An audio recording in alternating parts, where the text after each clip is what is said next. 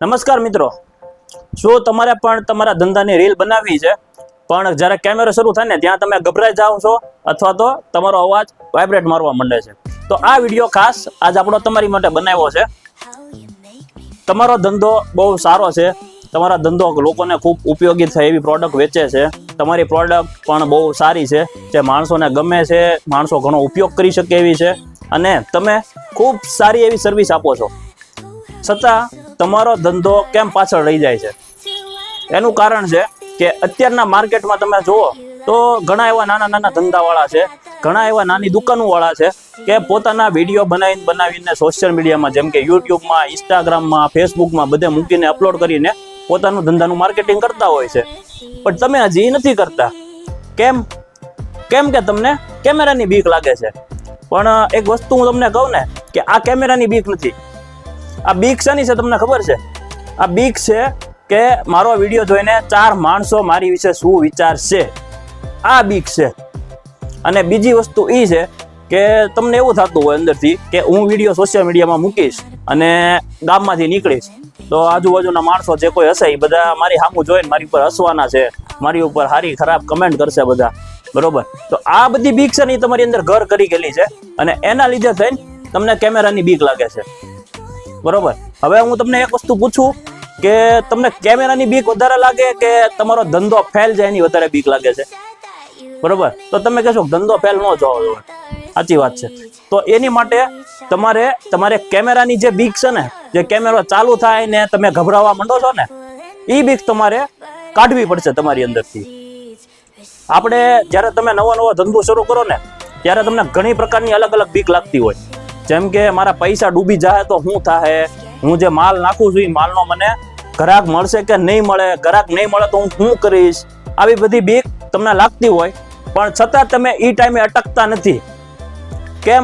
કેમ કે તમને ખબર હોય છે કે મારે ધંધામાં સફળ થવું હોય ને તો આ બધી બીક મારે કાઢવી પડશે.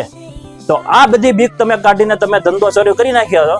તો આ નાનકડા એવા કેમેરાથી હું કામ બીવોશ તમે એ મને કહો? તમારે આનીથી બીવાની જરાય જરૂર નથી.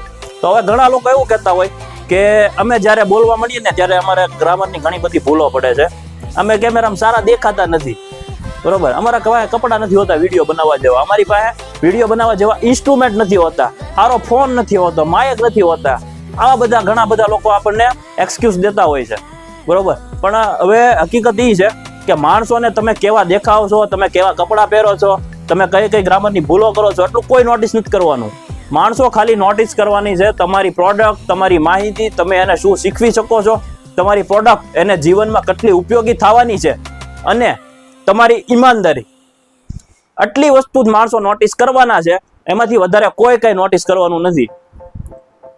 એટલે હવે તમે જ્યારે કેમેરાની સામે આવો ને તો એવું ન વિચારતા યારો મને જોઈને દાંત કાઢશે કે કેમ થાય, એવું કોઈ કઈ કરવાનું નથી. કોઈ એવું ધ્યાન જ નથી દેવાનું તમારી ઉપર. તમારી પ્રોડક્ટ જોવાના છે, તમારી ઈમાનદારી જોવાના છે અને તમારી પ્રોડક્ટ છે એ માણસોની લાઈફમાં કેટલી વેલ્યુ એડ કરીએ કે એ બધા જોવાના છે. એટલે તમારે કઈ નકામું ટેન્શન લેવાની જરૂર નથી, બરોબર? હવે તમે જુઓ ને તો જે ઘણા બધા એવા સફળ ક્રિએટરો થઈ ગયા છે, ઘણા બધા એવા સફળ બિઝનેસમેન થઈ ગયા છે કે જે ખૂબ સારા વિડીયો બનાવતા હોય, પણ એક ટાઈમ એવો હશે કે એ લોકો પણ કેમેરાની સામે પહેલી વાર ઊભા હશે, બરોબર ને?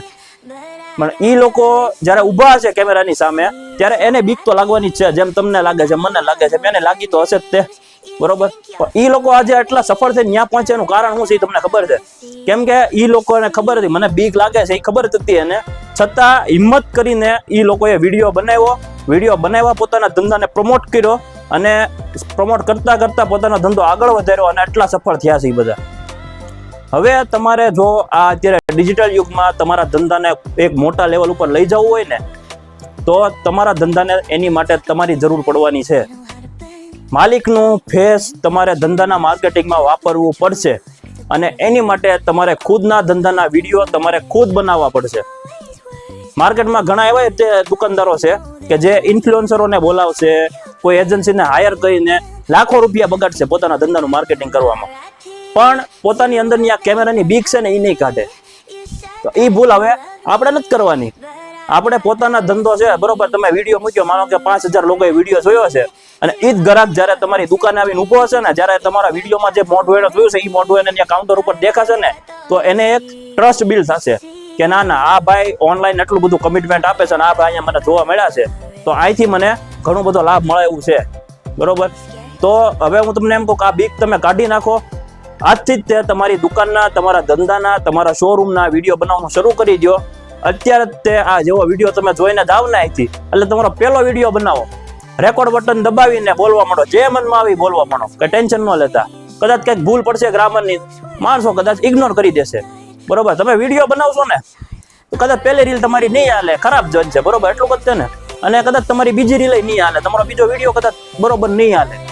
પણ એક ટાઈમ એવો છે ને કે જ્યારે તમે પરફેક્ટ રીલ બનાવવા માંડશો અને તમે એવું વિચારો કે પરફેક્ટ બની જાઓ પછી રીલ બનાવવું, તો એ વસ્તુ નહીં પોસિબલ થાય. એટલે પરફેક્ટ કોઈ માણસ આવવાનું નથી, કોઈ આ બધા શીખીને જ પરફેક્ટ થાય છે અને બધા શીખતા જ તે સફળ બને છે. તો અત્યારે જ તે તમે તમારા વિડીયો બનાવવાનું શરૂ કરી દો અને પોતાના માર્કેટિંગમાં તમે સારું એવું ધ્યાન આપો, બરોબર છે. અને કાંઈ એવી જરૂર પડે કાંઈ માર્ગદર્શનની તો અમારો સંપર્ક કરજો. અમારે આથપ ગામમાં કેશવ એન્ટરપ્રાઇઝ નામની દુકાન છે અને સ્ક્રીન ઉપર હું તમને મારો નંબર આપી દઈશ. તમને એવું થાય કે કઈ રીતે વિડીયો બનાવવા, શું કરવું, કયું ઇન્સ્ટ્રુમેન્ટ જોશે, એ બધું આપણે જોવે છે તો મને સંપર્ક કરી લેજો, આપણે તમારી મદદ કરીશું. બસ, તો આજ માટે આટલું જ રાખીએ. હવે ફરી એકવાર એક નવા વિડીયો સાથે આવતા રવિવારે ફરીવાર મળીશું.